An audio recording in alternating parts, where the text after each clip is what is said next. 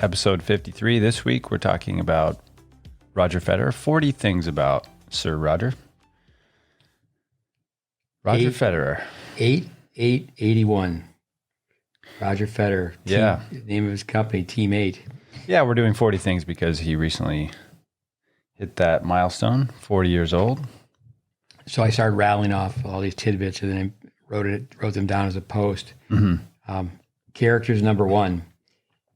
Yeah. So then I touched upon reviewing it, then someone sent an email and said, hey, can you go through that list quickly? So here goes. Roger Federer. Yeah, head in the snowbank. I love this one. So he's at a tennis hall. If you've ever been to a tennis hall in Europe, typically there's a place to sit down and have a sandwich, have a beer. So Roger's acting up. He's dropping the racket, kicking the racket, throwing the racket, swearing. And his father, finally, Robert calls down and says, hey, your behavior. Roger looks up in the sitting gallery, tells his father, why don't you go buy a beer? Yeah, go get a drink. Then the gentleman, the Swiss thing, the father walks off, disgusted. Neutral. And nothing took place in public, but in private. I heard Roger tell the story. So he's asked what happened. And he said, well, I went out to the car in the parking lot. My dad grabbed me by the neck and put my head in the snowbank. Not happening too much anymore these days. Yeah. All right, find your own way home. Yeah, misbehaving again. Switzerland, I've been fortunate to be there a few times. Pretty safe place. I don't think you could do that in a lot of countries, but I think it was just 5 Swiss francs where he left money at the pro shop and left, and Roger had to get the bus, get the train, find his way home. Yeah. Tell me about Mercedes. Roger won his first paycheck. It was like 400 Swiss francs or whatever. And he was being interviewed, and the gentleman asked him what he was going to do with the money. And he combined some of his Swiss German with English and said he was going to buy Mercedes. Yeah. But the guy wrote down he was going to buy a Mercedes. Yeah. But his mother, she made a point to find the journalist and correct him. Yeah. So that her son was not materialistic. He wasn't thinking about buying a Mercedes. He was buying Mercedes to listen to some music. Ich möchte Mercedes haben. All right, this is a good one. Orange Bowl, bleach blonde. Yeah, so he wins the Orange Bowl 18s, and his mother's upset. He bleaches his hair blonde, which was a thing people were doing at that time. Yeah, so I was guilty of that. Then he was pulling his baseball hat way down, and his friend said, why are you wearing your baseball hat that way? Because if I don't, my mother will see my blonde roots, and she'd be very, very upset because she considered being a show off, being showy. So Roger got reprimanded. Yeah, the Afrikaner would come out and not be too thrilled about that, probably. All right, number 5 here. Too expensive, too many numbers in my head. Well, I was told this by a friend of Tony Gotzik's. Friend of mine who's a friend of Tony Gotzik, Roger's agent. Tony wanted him to use tennis analytics. 2017, Australian Open, we played so well, came back, won and beat Nadal. So at first, when he was told to use tennis analytics, Roger told Tony Gotzik it's too expensive. And then Gotzik said, well, I'll pay for it, even though you got nearly $1 billion. And then he said... He had to have said that with a smile on his face, right? Like, it's kind of expensive. Well, he's Swiss, he's conservative with the money. So too many numbers in my head was his second reason. And then finally, Gotzik got him to use tennis analytics. And actually, this, is that he actually, his answers are different now from that experience when he's interviewed. Yeah. Can hit the backhand a little more. Yeah. His first teacher, we talk about this quite often. Adolf Kavotsky, Czechoslovakian, they used to call him Seppi. And he's now back in Czechoslovakia. You think he'd be the most interviewed person in tennis. Right. But he was Roger's first teacher. And that goes into number 7 where it's static balance. But the quote, his mother would, is in a biography. I remember Roger's lessons when he was 8 years old. He stood in one place for the entire hour, and it just held his long follow-throughs. Yeah. So I think that's very important. With static balance, number 7 it's almost non-existent. Where I just think of Welby Van Horn, where you have a player just stand at the tee line and they turn, you drop the ball, they hit, they hold, you correct their balance, you correct the checkpoints. Yeah. Wrist position, elbow position, follow through.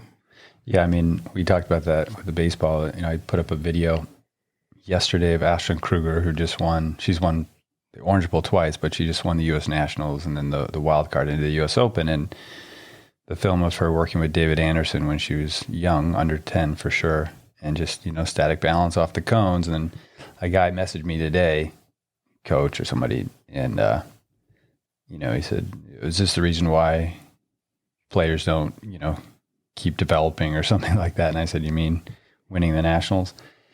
Anyway, it's not understood very often these days. People see that and they go, what? Yeah, slow down, self-evaluate. Doesn't it doesn't always keep the kids, running around and action, happy good action method or game-based training. Actually just slow down and, okay, can we agree that there's a ready position, there's a unit turn? Yeah. Work on basics. All right, number 8, tragic car accident. This is with sad. character, with Roger going through that, he actually is the one who recommended his second coach, Peter Carter, to go to South Africa, where Roger's mother's from. Yeah. And I've been fortunate to be in South Africa a few times. What a beautiful country. But Peter Carter lost his life in a car accident. It makes me think of Jeff Coetzee, who now is the director of player development for South Africa. He also, he survived, but his nephew did not. And he was in a bad car accident. But in South Africa, a lot of bad roads, a lot of bad tires on cars too. Yeah, it gives me chills a little bit. I remember watching the interview that Roger gave with the CNN woman, and she asked him about that and, how, what he would hope. And, he said, I would hope he would be proud, and kind of, he got emotional. You could look for that on YouTube, but sad. One thing with Peter Carter, taught by Peter Smith. There's Peter Smith from the U.S., a tennis coach. The coach was at USC for a long time. Now he's running the Kramer Club. Yeah. But Peter Smith, the coach in Australia, is well known as well. And Peter Carter hit the ball really well. So he was Roger's really second coach. I think he worked with him from like the age of, 10 to 14. But you can actually get on YouTube and look at film of Peter Carter hitting the ball.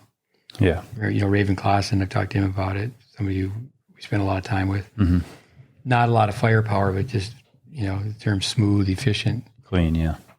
So many things had to be right for Roger to be the player that he is. Yeah. Number 9, net attempts at Wimbledon when he beat Sampras. Yeah, I always tell people, the last match Sampras played, we played Agassi, he came to net 104 times, but that did not really influence tennis.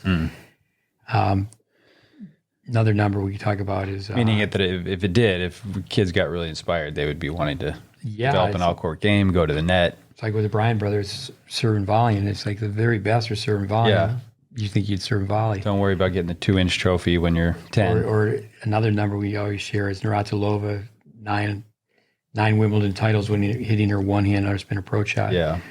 But the number of attempts that Roger came to the net during his match with Sampras, he went a 5-year period where 5 years in total, where each fortnight, so say for 2 weeks, he didn't have as many net appearances as he did against Sampras.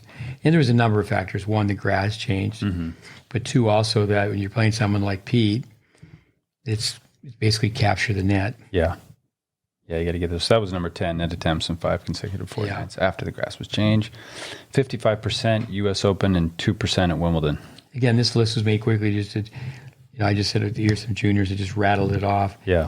So for years and years, Federer and Nadal go into the U.S. Open. So it's September.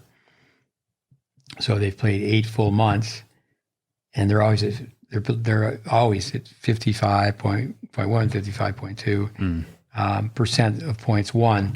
Coming back to analytics, this is a comment that Roger made.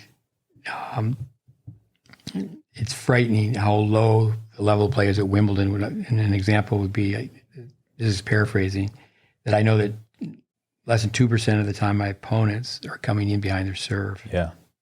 That's where analytics, again, knowing that, it's like, oh, okay, I know I can just chip my return back. They're not going to take it out of the air. So it gives you a little confidence when returning or when you're in trouble. Just put the ball back in play. All right, number 12, before or after Cilic change his serve? Yeah, that's, I like to consider myself to have listened to quite a bit, like the interviews or being well read, but to hear Roger say that. I mean, Cilic changed his toss. Ivanisevic is working with him, and I'm guessing that Ivanisevic said, "Hey, what are you doing, man? Toss like me."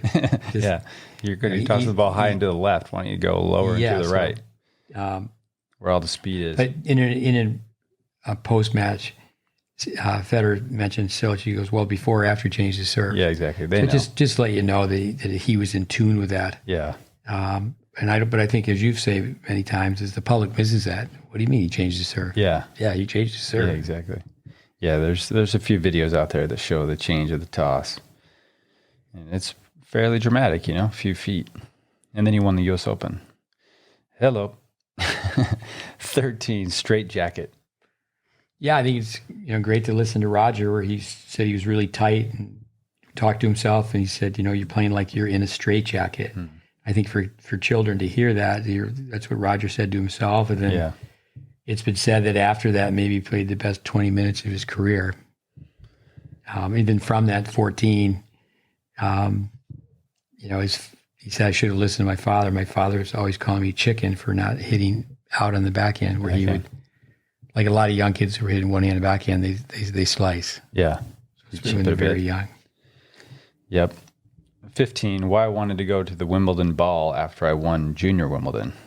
Yeah, there's no guarantee after you do really well in the juniors that you're going to be back to play in the seniors. In the men's, yeah. So he was ushered off to play in a tournament, and he just said, gee, I really wanted to go to the Wimbledon ball. I didn't know if I'd ever be back. So again, once humility.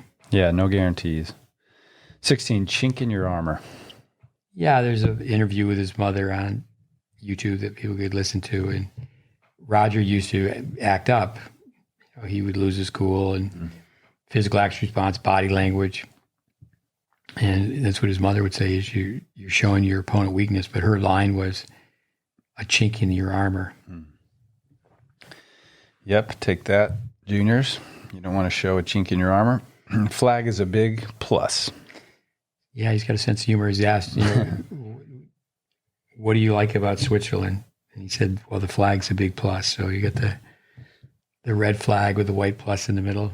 I had the closest thing to it here, this Denmark Duckley shootout mug here. You'd have to see it on the YouTube channel to see my mug. I thought that was the Anaheim Ducks. Speaking of number 8, Timo Solani. He's a very good tennis player. Played in the NHL, unbelievable hockey player. But I always think of him, and I think of number 8 as well. But Roger Federer, 8881. I'm Swiss. He was asked, what do you do with your money? He goes, I'm Swiss, I put it in the bank. And then they asked him about sugar. He said, I'm Swiss, I eat chocolate. I eat chocolate. It kind of helps when you're sponsored by Lindt. That would be nice. Yeah. That would be not good for me. Okay, 19, Rodrigo Navarro and the late bloomer. Yeah, Carla Navarro comes around, visits, and now she's a mom, and she's not a spring chicken anymore. She looks like she's 29 still, but with I remember. That was a good cover. Good cover. I tell the kids that I said her brother beat Roger Federer. Yeah. Then they start to listen to her.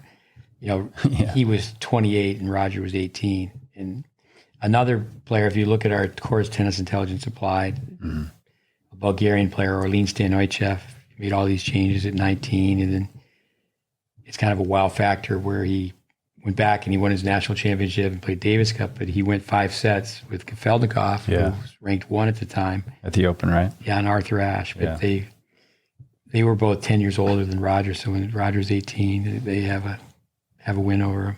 Yeah. Number 20, halfway there. 6060. So there's a few biographies written on Roger, and in one, he was interviewed. He was asked, "You must have won a lot of matches, 6060." And it's a fun part of the book where he said, "No, I don't ever remember winning 6060, but I remember being beat 6060." And they interview the person who beat him, Love and Love. It's like, yeah, I own you. 0-0. Yeah, I've played Roger. What was the score? 0-0. All right, 21. Laver's lifetime earnings versus a one-night Federer exhibition. Birth of the Laver Cup. Yeah, so Federer, he's a classy guy. You read about the birth of the Laver Cup, the history. So, Tony Gossick, his agent, Dartmouth guy. So, highly educated. They put a few things together, but Roger is the one who said it's just not right that I make more money in one night playing an exhibition than Laver made his whole career. Yeah. So that's part of the history behind the Laver Cup. Laver Cup. Yeah. 22. I made a list. Yeah, you've heard this many times. Vic Braden, Brain Typing with John Niednagel. Mm-hmm. They have Roger down as an ENTP, extrovert, intuitive, thinker, perceiver. But the descriptor for that is an ENTP is a planner. And Roger Federer once said in an interview, I just made a list of all the shots that I need to learn to hit. Yeah. To be a great tennis player. Yeah, Vic was like, hey, where'd you learn to have all these options? I just made a list. Yeah. That's what I had to do. 23, the Aussie influence. Yeah, I think about that briefly, but yeah. You could say Roger, old school throwback. I mean, I think it's great where he and Wawrinka won doubles. I mean, he can do it all, play any surface, singles, doubles. But Tony Roach was one of his early coaches as well. Thanks, Roach from Coach. Yeah. So I didn't think so many things went right for Roger to be a great player, but you learn by watching. I mentioned, Peter Card hitting the ball really well. You think back about Pete Fisher having Pete Sampras watch films of Laver. Mm-hmm. But, when you're spending a lot of time with Tony Roach, I mean, just the history of Australian tennis is part, and Roger will say that his game is highly influenced. Along the lines of ENTP, Craig Tap Tiley, one of our longtime students, he spent so many years with us. He's big friends with Federer, and he's told me many times in the past, way back when Federer was very young, that prankster, that he's a prankster. Tiley, through some of the connections we put together in Tyler, Texas, he became the Davis Cup captain, and he wanted to have Roger play Davis Cup for South Africa because his mother's South African. Mm-hmm. But pranksters are planners. So he's the prankster. This is one of my favorites. Apologizing in Turkish, orally, and in writing. Yeah, I have great respect for the Afrikaners. I think back with Dennis Vandermeer, where they definitely command respect. The parents, I mean, you've got to, you got to act the right way when you're the child of an Afrikaner. So, Roger had made fun of a Turkish girl living in Switzerland, so she couldn't speak Swiss German. So he had to apologize to the girl in Turkish, both, in written form and oral form. He had to, go up to her and say, "I'm sorry." So, those type of lessons, I think that, certainly, grip, swing, body, but it's always about character first. We tell people if you really can't teach character at a high level, you're not going to be able to teach strokes at a high level. Yeah. That's classic. Next one as well, cleaning toilets. Yeah, so there's going to be a Hall of Fame for tennis parents. Federer's parents are going to be in. So he's acting up. Or a heaven. Yeah, tennis heaven. He's acting up at the academy that he went off to when he was 13 years old, and it was his parents' idea. Just get him up early and make him clean every toilet. Yeah. Good idea. Yeah. Sure that worked. Long, quiet car rides. I'm always telling parents that, don't disagree in front of your child. It's healthy to disagree, but don't do it in front of your child. We covered that in an episode on brain typing where with a marriage, the husband and wife generally opposites attract, and then the kid realizes that and they become a master manipulator. So the parents, they really need to be on the same page. We tell people, don't become your child's friend until they're an adult. Don't let the tail wag the dog. But anyway, long car rides, in reading about Federer that, he'd misbehave at a tournament and he'd be in the back seat and his parents would be in the front seat and silence. Yeah. No talking. Yeah. Yeah. And that leaves you wondering, like what's going to happen when we get home? Okay. 28. I was only a volunteer. I was not competent enough. So, and again, we could be off on some of this. It's just, you read, you listen, you hear. Yeah. But Lynette Federer started playing tennis relatively late, became a very good player. And she was a very good amateur player and working as a volunteer. So it's in this book that I read. She was asked, why didn't you work with your son? Why did you have your son take lessons from Adolf Kavoski? Mm-hmm. And she said, I was a volunteer. I was not competent enough. That's such a powerful word. Talking to Mike Custer the other day, he's talking about first you got to care. If you don't care, nothing good's going to happen. Yeah. And then 2, you have to be competent. So I think that's just the honesty. I wasn't competent enough to teach my son. Well, I heard Roger in a recent interview as well, where he was talking about his own kids and are you teaching your own kids? And it was really along the same lines as no. Like I leave that to people that know what they're doing. They can teach tennis. Well, one thing with parent-child coaching is sometimes it's financial, it's survival, it's just what has to be done. But many times the parent-child coaching scenario, it keeps the child younger longer because they're working with their parent instead of working with a professional. Even if their parent is a professional. Yeah. 29, a dream of serving and volleying on every ball. Yeah, again, Federer said that. A dream of his would be to win Wimbledon, serving and volleying on every ball. As great as he is, you go look back and look at numbers. The numbers would tell you that, he should have stayed, even though they changed the grass, that he should have continued to go forward. Yeah. And he'd have more Wimbledon titles. Yeah. It's also that remark from Edberg, right? Like where he talked about, is Edberg getting you to go forward when Edberg was coaching? He said, yeah, but I would go forward more if I had volleys like Edberg. Yeah, it's skipping down. It's number 35. I blew it. No, it's fine. No problem. So he was asked. But it's just along those lines, so.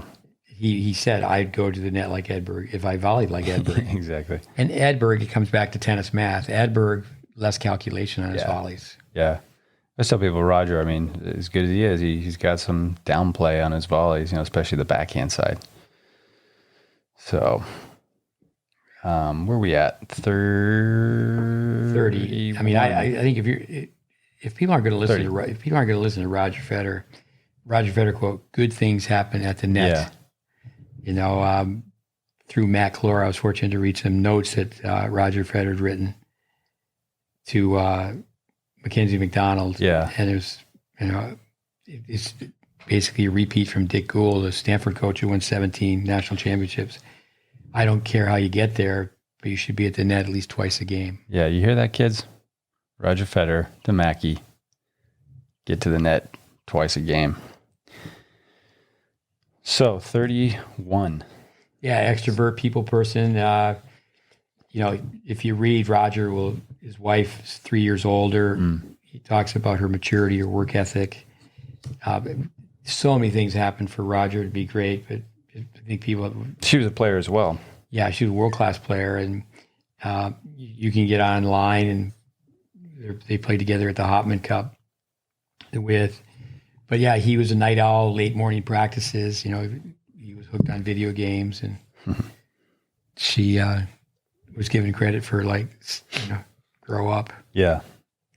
What do you want to do? Make a choice right now. 32, influence of immigrants in his circle of trust.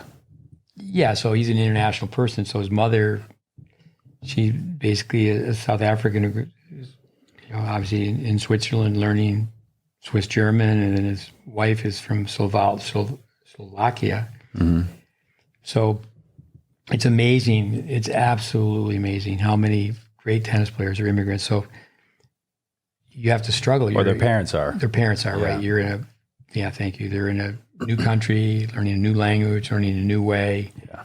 And that's the word that comes up all the time is struggle. Yeah. I mean, a match is a struggle. You know, a match is life. Life is match. Life is a match. Life is a match. Yeah. 33 makes tennis look like ballet. Elegant, a word Vic used quite often. Yeah, that's what Vic would say about Roger. Efficient, easy power. He makes tennis look like mini tennis. Yeah. You know, just smooth. Yeah. Silk. Yep. Distance running. I tell kids this is that, you know, I think I have it wrong too, because it's, you know, here in this country, it's 12 minutes for 2 miles. Can you do that?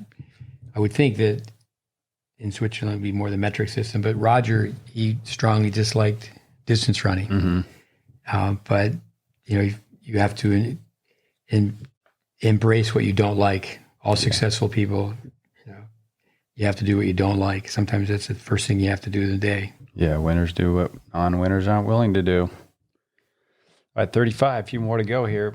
I'd go to the net like Edberg. This is the one I brought up. If I volleyed like Edberg. Yeah, another quote off those lines. When Federer loses, he'll say, I've heard him say it many times, I got to go back to basics. Got to go back to basics. Yeah. 36, I didn't know you were supposed to win in practice. Yeah, that's a great quote. As again, Roger Federer. That's what juniors need to hear too. And some pros. The word practice means practice. I mean, it is absolutely overwhelming how kids, I mean, they won't serve and volley. They won't play an underspin backhand. Yeah. They won't take a ball of the air as a conventional volley. They try nothing because they just want to win. And I think it's not just the kids' fault. I think technology, you know, here in this country, first it was the USTA rankings, and then it was tennisrecruiting.net, and now it's the UTR. And that's one negative. There's so many positives of UTR, but one negative is people go out and play a match. Go, I know I'm going to beat this guy. Yeah. And they would experiment a little bit. It's like Chrissy Everett said to Novak Djokovic at one time, you're winning all these matches easily. Don't you think about adding to your game and going to the net more? Serve volley a little bit. But yeah, practice to practice. It's like a musician. If they're going to learn a new song, you have to practice. And it's really, really a problem. Well, then, you know, I understand the confidence side of it. There's a few guys that have, you know, coached on the tour where, you know, these practice sets that you play, like if they lose those practice sets, they, you know, it's the confidence issue is there. But it's if you can go to a practice session and go, okay, here's what I need to do to prepare against, you know, my next opponent, and then work on those things and not worry about the winning and the losing of the set. Just work on some of the patterns that you want to try to implement in your match. You know what I'm saying, Smith? Yeah. All right, man, just making sure you're paying attention. Here's a trivia question for you. Yeah. Roger Federer's childhood friend. These two people said, well, this is back before Djokovic made his climb. It's like, well, two people I'm not as confident as I should be. It was Nadal and his childhood friend. Mm-hmm. I listened to a podcast recently. My son went 3 sets. You may have been traveling. I was there. Son. I was with him. Yeah. Ciudinelli. There you go. How do you say it again? Marco Ciudinelli. Yeah. Pretty sure that's right. Yeah, it was a close match. But this is 37. Brad Gilbert, you know, he looks over the shoulder in the players' lounge, and Federer's on his computer, and he's checking out results from a $15,000 tournament. Yeah. And Gilbert says, what are you doing? But, you know, I think Federer, that's one of the biggest things that people should take away from Federer is that he loves tennis. You know, he said when he was a little kid, he couldn't wait to, you know, he started getting free rackets and new equipment, new shoes being sent to him. Yeah. But he just told Federer, no, I'm very interested in what's happening with upcoming players. Yeah. Yeah, and these days they make it so much easier. Actually, the WTA ATP app they used to have is no longer in existence, so it's changed a little bit. It used to be a really nice app, actually, but there are still some ways where you can find out what's going on at all the different levels. 38. Parents had a 3-year plan with fitness. Yeah. I guess he was 17, 18 years old, and he still has the same fitness trainer all these years later. But they made the investment, okay, our son is going to turn pro. Yeah.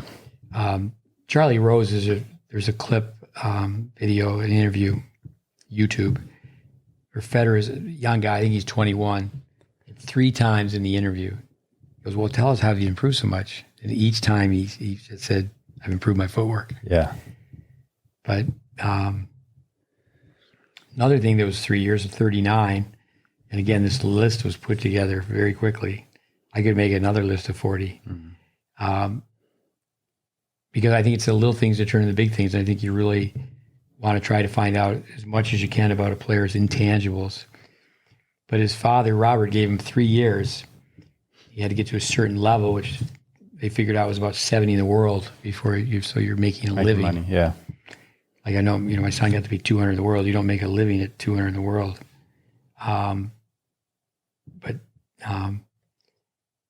Yeah, so, and then his father, then he was actually, if you think back about his confidence, his father's, he's going, well, I think that's a little bit unfair. It's going to take me longer. And, but obviously it didn't take him that much time. Yeah.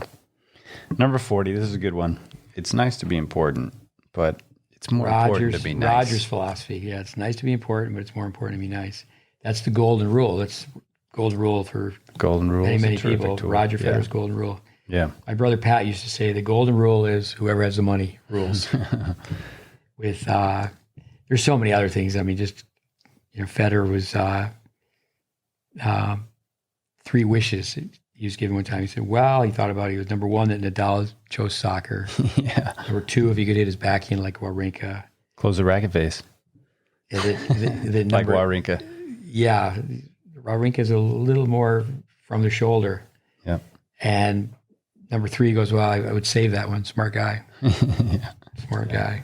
With tell us about your commercial, the pick-me-up truck. You could YouTube Roger. Pick-me-up truck? Yeah, so we got through the 40. I mean, we could make probably lists and lists about Roger Federer, the GOAT, so good for the game. Years ago, I mean, this is probably 2013, I think it was. It was a long time sponsored by Wilson, which I've just joined forces with again. Thank you, Uncle Cy, Dofitas. And, but yeah, so I've been with Wilson for a long time, and I was doing a little bit of commercial acting in Los Angeles because of my face for radio. And my Wilson rep just called me up and said, hey, they're looking for somebody to do a commercial with Roger Federer. Are you interested? And I said, yeah, I'll do it. And I was out in the desert. Indian Wells, the tournament there, which I was already headed out there to do our 3D project with Vic. And so I got in the desert and shoot this commercial with Roger, and he came out and he's got this mustache on his face. So we spent a couple hours, but I got to hit some balls with him, and he complimented me a little bit on my game at the net and talked about his Rolex a little bit. But then, in between takes, we got to sit down on these, director's chairs and just talk tennis, which was cool. So I was telling him about the 3D projects that we do. And we talked about he asked me, who do you think's efficient? And I said, well, besides you, although I wanted to say, you could toss a little more in front on your serve. But, we talked about, he mentioned Nishikori and, compact swings, but I didn't want to mention Nishikori's palm up serve. But we just talked about some players that were efficient, and his agent, Tony, he actually thanked me later because he said that I helped keep Roger pretty calm and relaxed during the shoot.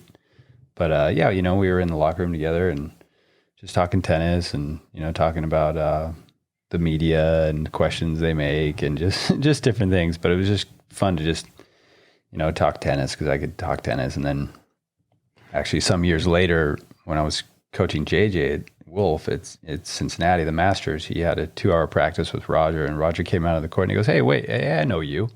And I said, yeah, we shot that commercial together. He's like, oh, you're coaching now? But I was like, yeah, that's what I've been doing for my whole life. But it was just fun to kind of catch up there. And then when he says pick me up truck instead of pickup truck, that was a mistake, right? Yeah, basically a mistake. They kept it in but there. They kept it because it's classic.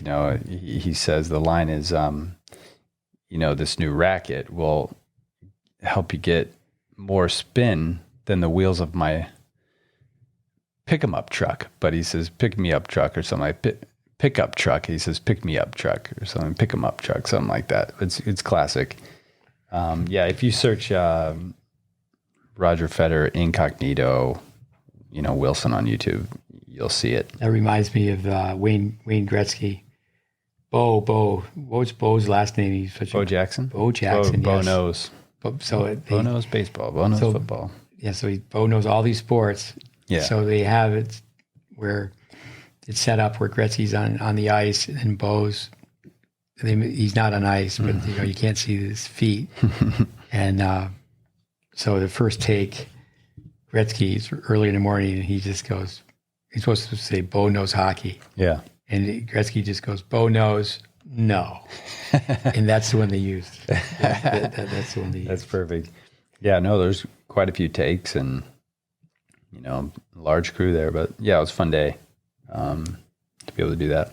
With hit some balls with Roger. Yeah, I think you go to these major tournaments, let's say the U.S. Open, Indian Wells. Now they have built stands because Roger's a rock star. So many people, yeah. If you want to watch Roger sit on a bench and watch people hit balls. Yeah. I was at the Open one time with Matt Clore, so he's coaching Mackenzie McDonald, and McDonald's been very fortunate to practice a great deal with Federer. So I said, yeah, I'll go to that. So I'm not courtside. I just go, and I'm one of 5,000, 6,000 people watching this practice. So Matt tells a story where in the beginning, Federer asked Mackenzie, what do you rank now? And he goes, I don't know, somewhere between 195 and 205. And Roger said, you need to know. And he said, Matt said you could just sense his competitiveness. Yeah. But one thing of that practice, and I've seen Roger practice so many times. I remember Roger, the first time he played Nadal, I'm pretty sure 99% was in Miami, and he really shouldn't have played. He was really sick. It always makes me wonder because he lost to Nadal very early because he played him when he was really under the weather. Mm-hmm. So anyways, practice session, the ball goes over Roger's backhand side, so he's got to hit a reverse overhead. So he hits a reverse overhead, but he hits it as a touch, a cross-court drop shot off reverse overhead. Yeah. And he kind of looks around like, did anybody see that? You see that? With Roger, I love to watch Roger entertain himself. He's played so many matches. I'm going to guess he's played 1,700 matches. But he has fun making a game out of just putting the, say it's a ball, it's coming his way. He's going to hit it to the ball boy. Yeah. He puts it right in their hands. No, when we practiced with him in Cincinnati, he was constantly doing things, just fine motored things whether it's, hitting it against the side, fence or whatever and having it ricochet back. And then when, it's at night, stadium lights, Cincinnati, when he was going to give me a ball, right? Because I'm standing in the back, he would just launch it up in the air, like as hard as he could, and a couple times it just went into the stand. But it was just funny, he was always doing stuff for fine motor skilled movements, Yeah, from the outside, it seems like he's so chill, down to earth. Seems like he's low maintenance. Yeah. Andy Roddick talks about a time where, Roger went to Austin for the day to help him with his foundation. He's just a low maintenance guy. Yeah, I've said this multiple times, but I think it's worth repeating. During that practice after when he was talking to JJ and, he was just giving some advice, just saying, hey, you want to learn from the best, but he said, I'm a difficult person to copy.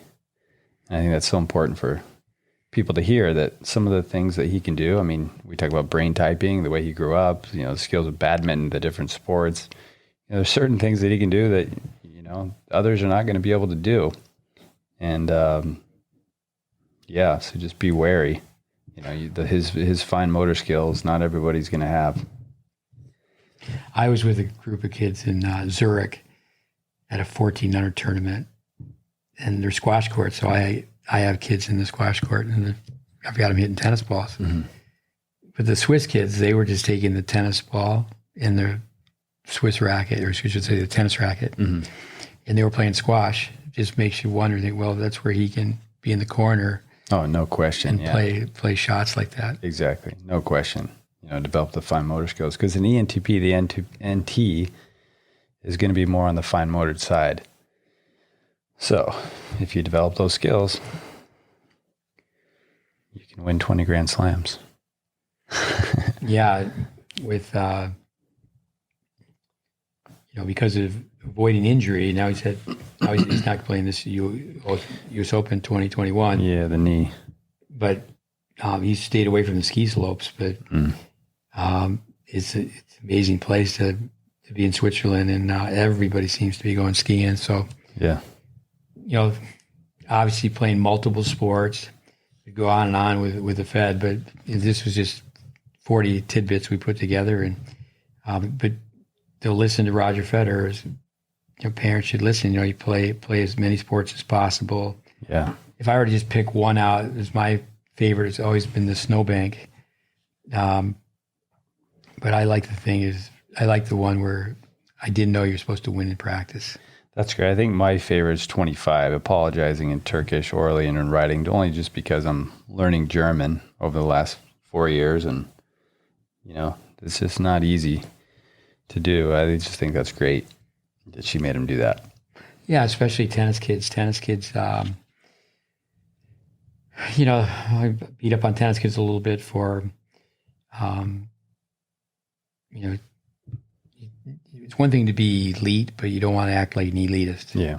Because you have the privilege of playing tennis, and it's an individual sport, and your parents turn into full-time chaperone, full-time chauffeur, and the sacrifices parents make for their child to play tennis. I think sometimes tennis kids, they don't mean to be harmful by it, but they just take it for granted. Yeah, for sure. But so, yeah, I think that if there's a Hall of Fame for parents, Federer's parents are in. Yeah. All right. Well, year 2 here. We're trying to make our podcast a little bit shorter too. Have some fun, and 40 on Fed. Happy birthday to Roger, and hopefully he can keep playing. Just with character, I've been to the U.S. Open in many capacities. One is a writer, amateur writer. I used to write for Tennis Life, and so I'd have the credentials to go to post-match interview. So he wins the late match, and he didn't lose, so he's going to, take a shower, massage, have something to eat, and comes in. It's pretty late in the morning, and it's pretty easy to just catch a bus back to Manhattan. But so many, many times I've been in that interview room in New York, but his father would be there. His father would come in. Yeah. And, so he would take the questions in English first, and then, it's in New York, so it's a U.S. tournament, so most of the journalists leave, and then the next would be the second amount of journalists, which would be the Swiss German, and then the French. Yeah. And then the Germans, and you could see he would sit up a little bit, where it's like, okay, let me focus here. He's not as good in German, but I would just stay there and listen to the whole thing. But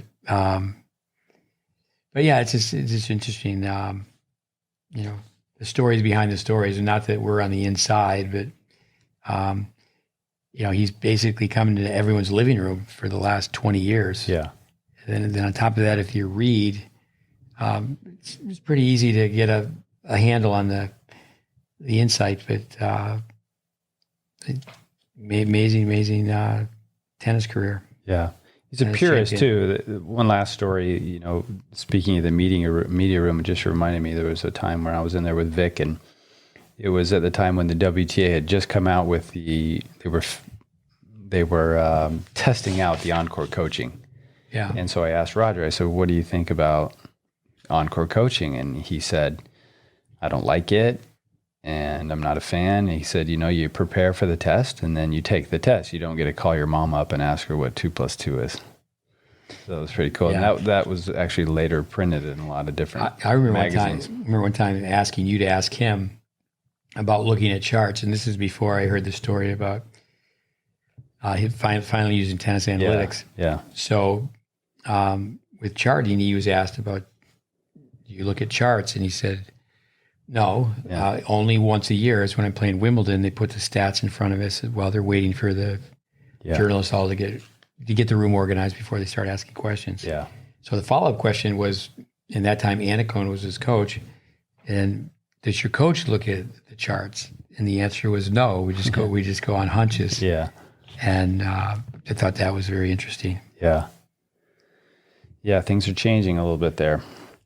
with analytics. But all right, well, thanks for listening. Episode 53. Sir Roger, 40 years old. Thank you, Sir Roger. Hope his knee is on the rebound and he comes back and he plays till he's 45. That would be a fair request. That would be great for tennis. And then we'll do a 45 episode. All right. All right, everybody. Thanks for listening. Find us online at GreatBase Tennis, greatbasetennis.com. Find us on social media at GreatBase Tennis. We're always putting stuff up, educational content that some people have said they've found some use out of it. And a lot of people plagiarize. That's all good, Just keep it going. That's our goal, is to try to help tennis teaching. So thanks for listening, and we will check you in the next one. Right, Smith? Sounds good. Thank you, Andy. Thanks again, guys. Thanks for listening. Adios, auf Wiedersehen. A little German there in the end for Roger. Ich wünsche, ich spreche Deutsch. Ich brauche einen Übersetzer für Deutsch sprechen. Yeah, nicht so schlecht. Even that, I made 5 mistakes. Maybe 7. All right, everybody. Thanks.